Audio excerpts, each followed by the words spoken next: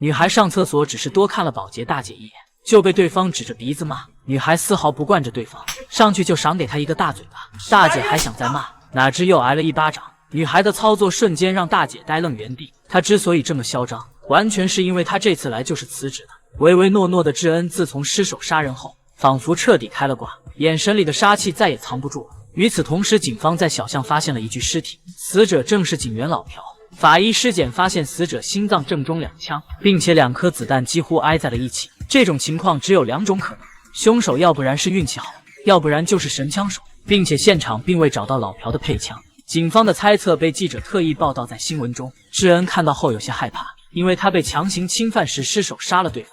为掩藏真相，他将对方切成小块进行抛尸，哪知被朴警官看到。2人争执期间，他用枪杀死了对方。如今他身背2条人命，十分惶恐，无所适从。他来警局找到女警，咨询起侵犯案的进展情况，还状似不经意地询问朴警员的下落。女警含糊地将事情掩饰过去，丝毫没有怀疑智恩。而就在这时，警局正在释放一群寻衅滋事的混混，智恩一眼就认出里面有2个人正是当初侵犯他的男人。智恩立马低下头去，生怕对方发现自己，可身体本能的恐惧支配着他不停颤抖。那天的恐惧和绝望早就烙印在智恩心里，要想战胜恐惧，就必须要面对恐惧。智恩提前躲在警局门外，然后一路跟踪，确定2人住处。2人伤害智恩后，丝毫没有任何心理负担。智恩彻底黑化，他来到父母的骨灰面前，向父母最后道别。既然已经一无所有了，那便大开杀戒吧。他还没来得及动手，刚回到家就在楼梯间碰到闺蜜男友。擦身而过的瞬间，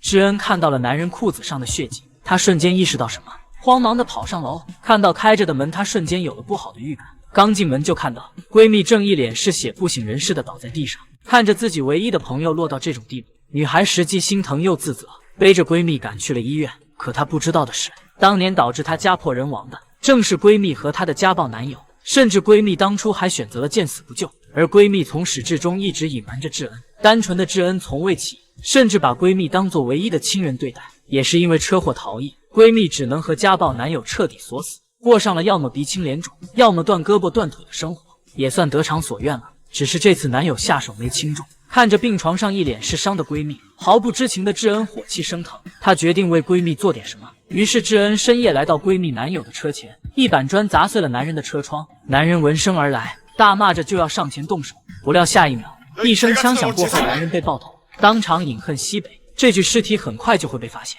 留给智恩的时间不多了。很快警方赶到了现场，这一枪不偏不倚正中死者额头，再次坐实了凶手神枪手的身份。而此时女警的搭档也调查出了智恩曾学过射击，甚至还拿过不少的冠军，因此有理由怀疑他就是凶手。但是女警却认为智恩不可能做出如此残忍的事情，而且这些都只是间接证据，并不能说明问题。这时女警也收到了智恩寄给她的一幅画，并祝福女警的妹妹可以摆脱阴影，早日康复。如此善良的智恩怎么可能是凶手呢？可他怎么也不会想到，善良的智恩此时已经按响了下一个目标的门铃。来开门的正是前几天侵犯他的人渣之一。男人甚至根本记不得智恩的样貌，趁男人还没反应过来，智恩迅速掏枪，对着男人的要害就是2枪。男人倒地痛苦的打滚，他甚至不知道哪里得罪了女孩，竟要他比李莲英还惨。等看清智恩的脸时，男人瞬间明白了一切，他嘴里不停地求饶，请求智恩的原谅。可是他似乎忘记了，那时的智恩也曾这样求过他，可他也没有放过智恩。最终女孩一枪爆头结束了人渣的性命。接连的枪杀案引起了警方的高度重视，因为所有的死者全都跟智恩有关，甚至女警的搭档无意间还发现智恩画上出现的数字竟和死去男警的配枪的标号一模一样。这么多的案件都指向了智恩。此时的女警也意识到不对，趁着智恩不在家，女警砸坏门锁，强行来到智恩家调查。在这里她发现了智恩的日记本，上面清楚地记录了女孩被欺负后的绝望以及接连复仇的一切。日记的内容震惊了女警。就在女警愣怔之时，等她再次睁眼，已经被牢牢绑在了椅子上。女警知道她是走投无路，被逼如此，苦口婆心地劝导她不要以暴制暴，因为之前的 DNA 对比结果已经出来了，马上就可以将这些人绳之以法。智恩清楚地知道，如今自己已经没有了退路。他举枪瞄准了女警。面对这个唯一给过自己温暖的人，最终智恩还是心软了，并没有选择杀掉女警。智恩生平第一次给自己画上了精致的妆，他要用自己的方式继续去报仇。来到最后一个目标所在地，还顺便把占闺蜜便宜的领导一起约到了 KTV。此时毫不知情的人渣还在和漂亮小姐姐打情骂俏。智恩本来只是想教训一下领导，可领导不知死活的满口污言秽语。智恩不再废话，一枪结果了领导。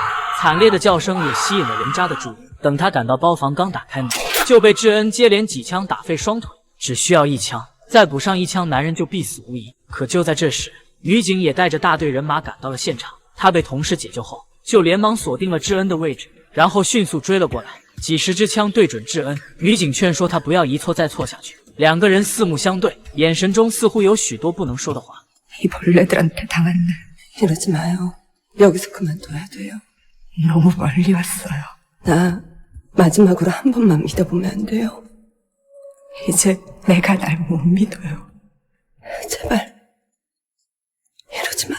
女孩举枪想要结束自己的生命，女警却劝说女孩要活着，要让全世界都知道你的悲惨遭遇，这样才能让坏人付出应有的代价。女孩再次选择了相信女警，扔掉了手里的枪朝女警走去。可人渣却捡起枪从背后偷袭了智恩，然后得意地笑了起来。可等警察扑来时，他却装起了可怜，让警方送他去医院。最终智恩脑死亡成了植物人，余生也只能像一具空壳一样待在病床上。可更讽刺的是，女警探病时刚好听到了护士们的对话，因为智恩生前签署了器官捐赠，所以等他一死，他的肾脏将会被移植。而好巧不巧的是，那个接受移植的人正是那个侵犯智恩的人渣。听到这些，女警三观尽毁。也许世上真的没有所谓的正义，有的只有弱肉强食的侵蚀和掠夺。如果正义只是空谈，那弱者应该怎么生存？女警已被愤怒冲昏头脑，她起身返回病房，将房门锁死。她本想直接弄死人渣，却在最后时刻恢复了理智，看着病床上生不如死的智恩，最终她强忍泪水，亲手摘下智恩的呼吸机，为智恩悲惨的人生画上了句号。智恩一死，器官衰竭，就无法用来移植。虽然他没救回女孩，但是他唯一能做的就是让女孩的身体完整，留下最后的体面。智恩的做法是极端的，他用自己的方式报了仇。但是如果人人都这样选择，世界会变成怎样的炼狱？所以他的经历值得同情，但是选择的却不是最好的方式。我们始终都应该相信，正义也许会迟到，但它一定不会缺席。总有人会在黑暗中不顾一切为我们奋力掌灯的。